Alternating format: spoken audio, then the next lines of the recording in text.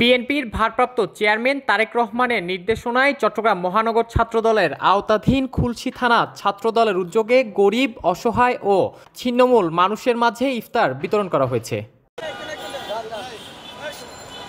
আজ রবিবার বিকেলে নগরীর জিসি মোড়ে এ ইফতার বিতরণ কর্মসূচির আয়োজন করা হয়।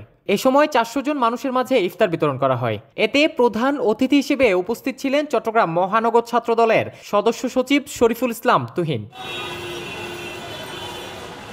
এ সময় আরও উপস্থিত ছিলেন খুলশী থানা ছাত্রদলের সদস্য সচিব নূর আলম সোহাগ, যুগ্ম আহ্বায়ক ইব্রাহিম হোসেন, এমইএস কলেজ ছাত্রদলের আহ্বায়ক তারেক আজিজ, সদস্য সচিব মির্জা ফারুক, পাহাড়তলী কলেজের সদস্য সচিব তৌহিদুল ইসলাম শিপন সহ ছাত্রদলের অন্যান্য নেতৃবৃন্দরা।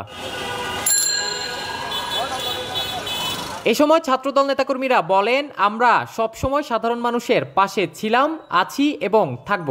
এই ইফতার বিতরণ কার্যক্রমের মাধ্যমে আমরা সমাজের অসহায় মানুষের পাশে দাঁড়ানোর চেষ্টা করছি। পুরো রমজান মাস ব্যাপী চট্টগ্রাম মহানগর ছাত্রদলের আওতাধীন বিভিন্ন কলেজ, থানা ছাত্রদলের উদ্যোগে প্রত্যেকটা মোড়ে মোড়ে আমরা পথচারীদের মাঝে ইফতার বিতরণ করতেছি। ইনশাল্লাহ আমাদের এই কর্মকাণ্ড পুরো রমজান মাস ব্যাপী থাকবে।